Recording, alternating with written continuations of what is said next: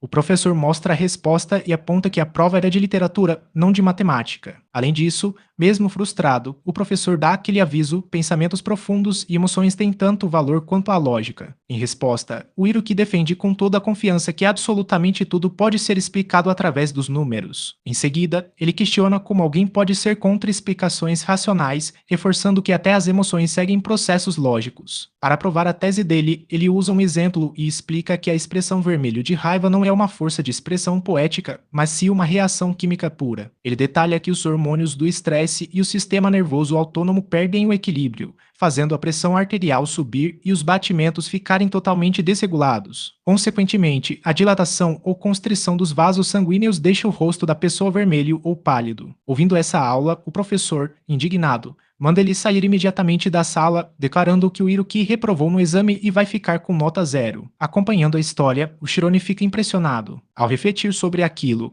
ele percebe a convicção firme das crenças do Hiroki e acha difícil de acreditar que alguém da mesma idade possa ser tão seguro de si. Ao mesmo tempo, o Nadi conta que no passado, os professores costumavam disputar para ver quem seria o tutor do Hiroki. No entanto, com o tempo, todos acabaram desistindo. Surpreso com a curiosidade do Shirone, o garoto comenta que não esperava ver o prota demonstrando interesse por outra pessoa. Mesmo assim, ele acrescenta que fica feliz de ver o Shirone puxando esse assunto. O nosso garoto admite que simplesmente não conseguiu conter a curiosidade. Porém, ele também observa que parece não existir nada sobre as pessoas que o Nadi não saiba. Nesse instante, uma garota se aproxima do grupo e pergunta educadamente se o prota tem interesse em entrar para o clube de pesquisa delas. Ela explica que o grupo estuda magia aplicada a substâncias físicas e acredita que o progresso do clube daria um salto enorme com a ajuda de alguém tão habilidoso em magia de prótons. Além disso, ela menciona que, se apresentarem um artigo de pesquisa, eles podem ser dispensados da avaliação de desempenho das férias e passar o tempo estudando juntos. Contudo, o nosso garoto se desculpa e recusa o convite, explicando que ainda se bate bastante com as próprias notas e prefere focar em melhorar seu desempenho acadêmico primeiro. A garota valoriza a honestidade dele e diz que não há problema nenhum. Ela o incentiva a reconsiderar a ideia no futuro e garante que as portas do clube estarão sempre abertas. Depois que ele agradece, ela vai embora acompanhada de outras alunas. Observando a cena, o Nadi diz ao nosso herói que é uma pena, já que o clube delas é um dos melhores. De qualquer forma, ele já imaginava que o Shirone não se interessaria em entrar. Curioso, o Shirone pergunta o motivo. Nosso garoto confessa que também não tem uma base de conhecimento tão sólida e, como já é difícil manter as notas altas, ele nem se dá ao luxo de sonhar com clubes. Bate aquele momento de inveja e ele desabafa sua frustração. Então, o prota se vira para o Nadi e pergunta se ele faz parte de algum clube, comentando que ele tem cara de quem participa de um grupo da hora. Em resposta, o Nadi revela que sim, faz parte de um clube e é até o líder, só que ele faz questão de esclarecer que não é uma organização grande. Na verdade, ele acha a situação meio vergonhosa,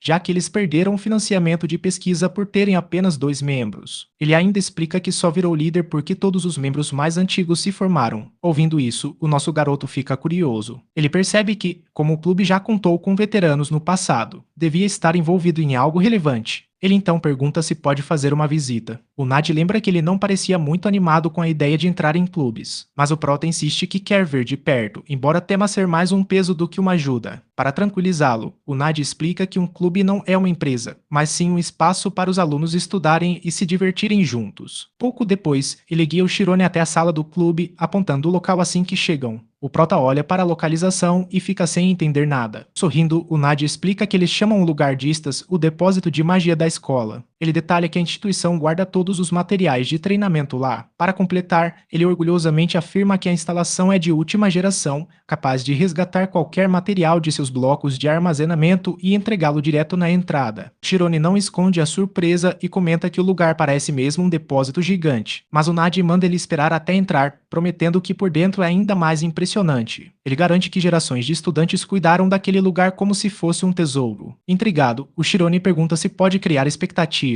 O Nadi concorda com entusiasmo e garante que o que ele está prestes a ver vai deixá-lo chocado. Assim que pisam na sala, o Nadi comenta que aquele lugar é como um legado passado de geração em geração pelos veteranos. Ele explica que muitos outros clubes queriam o espaço de qualquer jeito, o que causou tretas intermináveis. Shirone questiona se ter acesso total a tudo ali não vai contra as regras da escola. O NAD revela que a estrutura do espaço se altera continuamente sempre que alguém procura por algo, tornando impossível para outros encontrarem. Ele chama o local de um esconderijo perfeito. Depois de caminharem mais um pouco, o NAD para e anuncia que chegaram ao Clube de Ciências Paranormais. Empolgado, ele conta que o clube estuda fantasmas, espíritos, vida após a morte, alienígenas, inferno, Deus e muito mais. Sentindo-se meio assoberbado, o Chirone começa a duvidar se vir até ali foi mesmo uma boa ideia. Ele admite que acha o tema interessante, mas acha aquilo tudo um exagero. De repente, um estrondo ecoa pelo ambiente. Confuso, ele pergunta o que foi aquele barulho. O Nad responde de boa que o local é cheio de poeira e tranquiliza o Prota, dizendo que ele vai se acostumar. Chirone, sem entender nada, questiona porque eles simplesmente não limpam a bagunça em vez de conviverem com ela. Nesse exato momento, ele avista o Iruki e fica perplexo. O Nad explica a situação e revela que o clube tem uma fama meio ruim, então os membros preferem manter o anonimato. Quando perguntado se o Iruki se interessa por fenômenos paranormais, o Nad esclarece que ele entrou justamente para desmistificar tudo, acreditando firmemente que a lógica é capaz de explicar qualquer acontecimento. Ao ver o Prota, o Iruki demonstra surpresa com a presença dele. Ele dá as boas-vindas e já engata num debate profundo,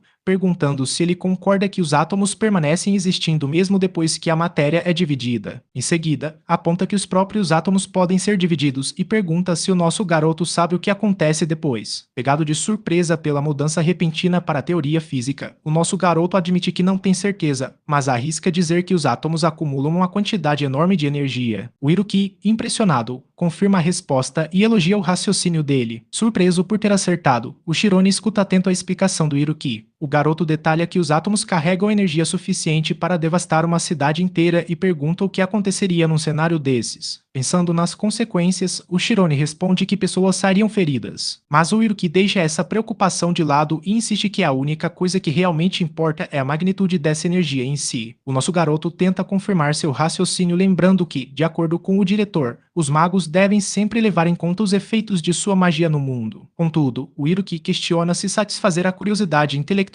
realmente custa o sacrifício de vidas e chama essa visão de ultrapassada. Ele argumenta que os magos não se limitam por escolha, mas sim pela falta do conhecimento necessário. Para ele, a inteligência existe para ser usada até o limite. Em resposta, o Chirone afirma com firmeza que, se ser um gênio significa causar mal aos outros, ele prefere continuar na ignorância. No entanto, o Iruki rebate na hora, dizendo que a história sempre foi liderada por pouquíssimos gênios enquanto a massa continua ignorante e que essa regra não tem exceção. Para completar, ele confessa que nada o irrita mais do que o idaísmo. Sem querer dar o braço a torcer, o nosso herói discorda e afirma que a lógica do Iruki está distorcida pelo devotismo. Ele defende que um ideal não é apenas um sonho e pode sim se tornar realidade. Enquanto isso, o Nad, que só estava ouvindo a discussão, fala que adora esses debates. O Iruki, porém, descarta argumentos emocionais e sugere que todos se acalmem, sentem e tentem conversar de novo. Em vez de prolongar a discussão, o Chirone decide ir embora, dizendo que não tem mais nada a declarar. Conforme ele se afasta, o Nad lembra rapidamente que o Prota nem sabe o caminho de volta. Naquele instante, o Iruki, num tom meio debochado, sugere que ele tente apenas refazer os próprios passos. Ele ainda provoca dizendo que, se o Prota não conseguir fazer nem isso, então é porque está totalmente perdido mesmo. Incomodado com a atitude, o Nad dá um esporro no Iruki, dizendo que ele poderia ter explicado o ponto de vista dele de um jeito muito melhor. De início, o Iruki não dá muita importância e admite que se deixou levar. Depois, ele justifica sua reação dizendo que o nosso garoto é o seu rival. Surpreso, o Nad questiona porque ele de repente se importa com rivalidades, sendo que, até então, só ligava para números. O Iruki explica que é exatamente por entender tanto de números que pensa assim. Ele traz à tona o teste de teletransporte do nosso garoto e pergunta se o Nad se lembra do ocorrido. O Nad concorda com a cabeça, lembrando que foi por causa desse teste que o Chirone avançou de turma. Pegando esse gancho, o Iruki destaca que o Chirone recém tinha aprendido a se teletransportar e, mesmo assim, conseguiu superar o nível 10, enfrentando até o difícil labirinto do dragão. Ele estima que a divisão de tempo do Chirone chegou perto de ***1.000 de segundo ***, o que é um feito inacreditável. Ouvindo aquilo, o Nad fica completamente abismado. O Iruki, achando graça da reação dele, e descreve isso como o mistério da intuição, algo mais rápido que a ação e mais puro que o conhecimento formal. Ele reforça que nenhum cálculo consciente consegue superar a velocidade do instinto. Logo em seguida, ele se pergunta em voz alta o que aconteceria se fosse ele próprio disputando aquele teste. Nesse momento, o Nad saca a real intenção do Iruki e percebe que isso é, no fundo, um duelo entre o cálculo e a intuição. Curioso, ele pergunta se o Iruki pretende desafiar o Shirone. Sem hesitar, o Iruki confirma seus planos e avisa que vai colocar o nosso garoto à prova no próximo desafio do radar de velocidade. Na manhã seguinte, um garoto lembra o Shirone de que faltam 2 semanas para o teste do radar de velocidade. O prota imediatamente pensa na importância de ser aprovado, sabendo que falhar significaria perder a chance de subir de nível. O colega pergunta se ele está animado, mas o prota, meio distraído, pergunta o que ele quis dizer. O garoto demonstra empolgação, dizendo que o Shirone sempre dá o seu melhor sob pressão e que está curioso para ver o que ele vai aprontar dessa vez. O teste do radar de velocidade, como é explicado, exige o uso de magia ativa para acertar os alvos e pontuar. Magia ativa envolve feitiços que afetam objetos externos ao conjurador. Embora ataques diretos não sejam obrigatórios, os participantes podem usar magias de cura ou suporte. Os alvos são divididos em várias fases e, assim que todos são atingidos, a fase seguinte começa. Isso significa que a velocidade e a precisão são os pontos mais cruciais da avaliação. No entanto, o nosso herói se dá conta de que ainda não aprendeu nenhuma magia ativa, então pede orientação à sua professora. Ele menciona que, segundo os padrões da onisciência, são necessários pelo menos 60 pontos para executar esse tipo de magia. A professora entende a preocupação dele, mas o tranquiliza lembrando que as notas dele em química vêm subindo rápido, mostrando que ele está evoluindo. Ela leciona para a turma do Shirone.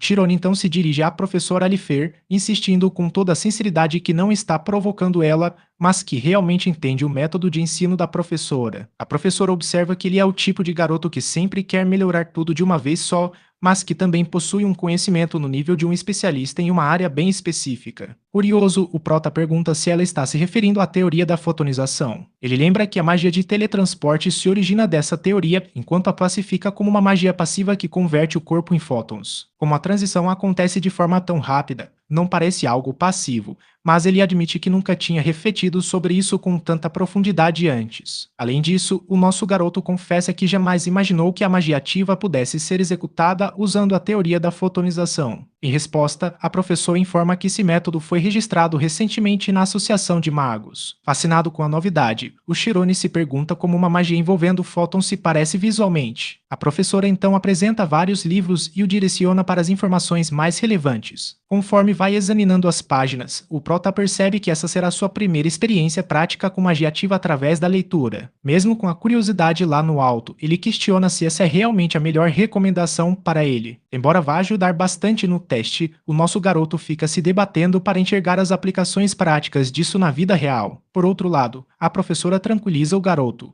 garantindo que, embora possa parecer inútil agora, o potencial dessa magia é simplesmente gigantesco. Ela explica que nada no universo se move mais rápido que a luz, e a facilidade de controlá-la em uma direção linear é uma vantagem absurda. Em seguida, ela menciona a Torre de Marfim, famosa por liderar avanços revolucionários na magia, e cita a previsão deles de que disparar fótons vai simplesmente revolucionar a comunicação no mundo. A professora acrescenta que várias técnicas baseadas em fótons já estão sendo pesquisadas em diversos campos, sendo que muitas ainda nem foram reveladas ao público. Ela acredita do fundo do coração que, com pesquisas contínuas, essa área vai evoluir de forma impressionante até o momento em que ele se formar. Depois de refletir bastante sobre as palavras dela, o Shirone decide que se familiarizar com essa magia desde cedo pode ser extremamente benéfico. O nosso herói concorda em seguir o conselho da professora, ficando super empolgado em estudar um tipo de magia que tem o potencial de criar um campo totalmente novo. Logo em seguida, ele começa a tentar aplicar a magia, mas algo dá totalmente errado. Frustrado, o prota se pergunta por que não consegue emergir da forma correta. Um pensamento repentino cruza a mente dele, fazendo o garoto questionar se ele ainda não é habilidoso o suficiente para executar o feitiço do jeito certo. Mais tarde, no campo de treinamento prático 32, a turma 5 se reúne para a sessão de treino. O foco deles é em ações mágicas derivadas da zona espiritual, onde os fótons emitidos pelas mãos ajudam na criação de feitiços. Shirone percebe bem rápido que disparar fótons não é nem de longe tão fácil quanto parece. Ele começa a se perguntar se sua dificuldade vem do fato de ele ser um mago do tipo enxame. Enquanto os alunos se preparam, a professora Romi aparece dando as boas-vindas à turma e perguntando se todos estão prontos para começar. Os alunos ficam em choque absoluto, reconhecendo imediatamente que se trata da professora Romi, apesar de ela ter mudado completamente de roupa e de visual. Shirone repara no novo visual dela, enquanto os outros alunos começam a fofocar, especulando que ela deve ter acabado de voltar de um treinamento intenso. Aí, um aluno vira pro Shirone e manda essa: "Cara, sabia que a professora Romi é uma bispa de altíssimo prestígio da Ordem de Karsus?" Curioso, o prota pergunta sobre o significado e a importância desse título. O aluno explica dizendo: ser um bispo é uma patente extremamente prestigiada, concedida apenas àqueles encarregados de proteger as relíquias sagradas. Para você ter ideia, só existem 12 bispos no mundo inteiro e a professora Romi é uma dessas lendas. Eles também se perguntam se ela recebeu o título de Joná, que é uma honra raríssima. Quando o nosso herói compartilha essa informação com o Nadi, o amigo dele fica ainda mais empolgado e dispara radiante. Caraca, a professora Romi é braba demais. Meu sonho é conseguir entrar na equipe dela. A empolgação se espalha como fogo entre os estudantes, enquanto todos antecipam tanto o teste quanto o treinamento prático. Shirone também se sente super motivado para aprender magia sob a orientação dela. A professora Romi toma a palavra e pergunta se os alunos estão prontos para o teste do radar de velocidade. Ela explica que cada turma terá seu próprio tempo designado para praticar e os alunos expressam sua gratidão. Antes de prosseguir, a professora enfatiza a importância de fortalecer a onisciência deles, já que ela serve como a base fundamental para todas as suas habilidades mágicas. Então, fazendo um anúncio surpresa, ela revela que um convidado especial da turma veterana se juntou a eles hoje. Os alunos reagem com choque e muita curiosidade, tentando adivinhar quem poderia ser. A professora dá as boas-vindas ao Samuel, que dá um passo à frente e cumprimenta a turma. Ele faz questão de esclarecer a situação dizendo: galera, não tenho intenção nenhuma de virar professor não, beleza? Só concordei em vir aqui ajudar por puro respeito à professora Romi. Espero do fundo do coração que minhas dicas ajudem todos vocês. A professora Romi então informa a turma que o Samuel é especialista em encantamentos, o que é uma habilidade vital e essencial para qualquer mago. Ela pede que todos prestem o máximo de atenção, pois dominar essa técnica é crucial para o progresso de cada um. Enquanto os outros alunos conversam sobre o Nadi, o próprio garoto se questiona desde quando eles começaram a enxergá-lo como um rival. Enquanto isso, o Samuel explica que os encantamentos aumentam drasticamente a força da magia através do poder das palavras. Ele acrescenta que é muito mais fácil demonstrar na prática do que ficar explicando na teoria. Então, ele decide mostrar aos alunos o feitiço do tornado. Levantando as mãos, ele forma uma esfera de energia reluzente no ar. Shirone assiste aquilo perplexo, lembrando instantaneamente que o diretor tinha mostrado uma técnica muito parecida para ele quando ele era mais novo. De repente, um tornado impressionante se forma diante deles, deixando a turma inteira de queixo caído. A professora orienta os alunos a guardarem bem na memória a força do feitiço inicial antes de verem a versão encantada. Pronunciando palavras sagradas, o Samuel inicia o processo de encantamento para amplificar o poder do tornado. No começo, os alunos ficam totalmente fascinados. Mas conforme os minutos vão passando, a galera começa a perder a paciência, se perguntando quando diabos aquele feitiço vai finalmente terminar. Após longos e cansativos 3 minutos, o Samuel finalmente conclui o encantamento e lança o feitiço do tornado. Uma rajada de vento devastador avança pelo campo de treinamento, varrendo os alunos com uma força absurda. A galera se bate inteira para tentar manter o equilíbrio, percebendo quão terrivelmente poderoso aquele feitiço se tornou. O Samuel tenta acalmar a turma dizendo: relaxem, pessoal, eu não fiz nada de extraordinário. Isso é simplesmente o puro poder das palavras. Ele explica que meramente ler um encantamento não serve de nada. Em vez disso, eles devem recitá-lo com um foco extremamente profundo, como se estivessem meditando,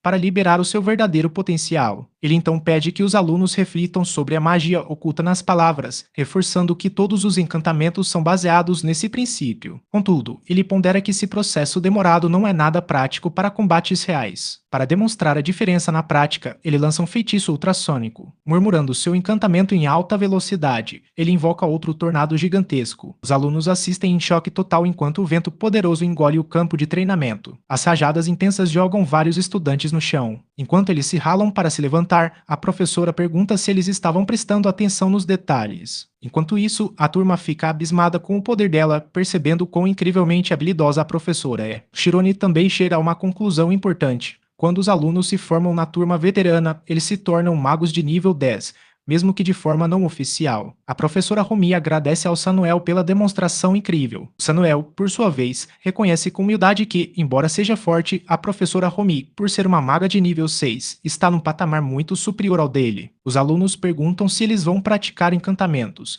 mas a professora Romi informa que o foco dele será no sequenciamento. Ela explica que o sequenciamento é uma técnica onde os alunos contam números enquanto mantêm uma concentração profunda, o que fortalece a onisciência. Os estudantes ficam meio confusos, se perguntando como uma simples contagem mental poderia aumentar suas habilidades mágicas. Alguns chegam a questionar por que os números em particular têm tanto valor. A professora Romi esclarece a dúvida dizendo: os números funcionam como símbolos que ressoam diretamente com a zona espiritual, tornando-os fundamentais para essa técnica. Para demonstrar, ela se prepara para expandir sua própria zona espiritual. Ela começa a contar em incrementos de 10 e, em um tempo absurdamente curto, já atinge a marca de 100. Os alunos ficam de queixo caído com a velocidade dela. Conforme ela continua, a contagem acelera ainda mais, e a zona espiritual dela vai se fortalecendo visivelmente. Em pouco tempo, ela atinge 2400, e o Shirone acha aquilo quase inacreditável. O aumento brutal no poder dela deixa a turma inteira sem palavras, fazendo todos entenderem o verdadeiro potencial do sequenciamento. O Prota considera a velocidade dela surreal enquanto a vê contar rapidamente até 10.000. Simultaneamente, o diâmetro da zona de imagem dela se expande, quadruplicando de tamanho. Observando a reação de todos, a professora explica que, enquanto o encantamento depende da prática verbal, o sequenciamento é um exercício puramente mental. Quanto mais rápido eles contarem, mais a zona espiritual vai melhorar em precisão, tamanho e poder, aprimorando todas as suas habilidades. O nosso garoto começa a se perguntar se essa técnica poderia ajudá-lo a controlar o disparo de fótons. A professora continua a explicação, enfatizando que uma força de vontade impecável é crucial no sequenciamento. Ela também reforça que a disciplina e uma personalidade calma desempenham papéis fundamentais no fortalecimento da zona espiritual. Em seguida, ela pergunta se os alunos conseguiram pegar a ideia.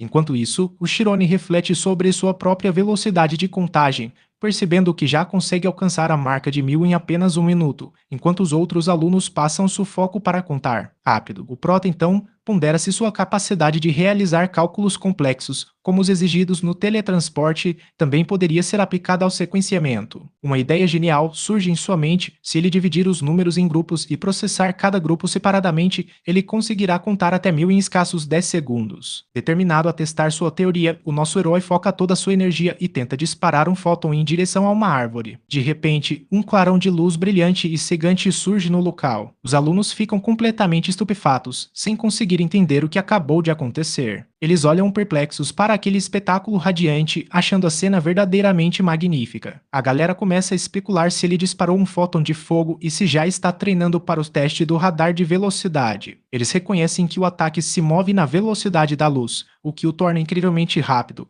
mas muitos acham um baita desperdício de tempo usar uma habilidade dessa só para um teste de escola. Enquanto isso, a professora Romi reflete sobre a impressão inicial que tinha do garoto, já que antes o considerava mais especializado em técnicas defensivas. Ela se pergunta se o Prota realmente conseguiu executar uma magia ativa com sucesso. Observando a evolução dele, ela nota o quão proficiente o garoto está se tornando no sequenciamento, algo que o Shirone confirma com modéstia. A professora então sugere testar as habilidades dele dentro da zona de imagem. Com todos os alunos reunidos ao redor, eles se preparam para a prática do radar de velocidade do Prota. A professora o instrui a focar totalmente no alvo assim que terminar o sequenciamento. Fechando os olhos, o Shirone se concentra ao máximo para fortalecer sua zona espiritual através do sequenciamento. Conforme começa a contagem mental, ele transfere todo o seu foco para os alvos. Estando agora no nível 1 do teste do radar de velocidade, o nosso herói dá início ao desafio. Um flash repentino surge de seus olhos no momento em que ele emite os fótons. O disparo de fótons,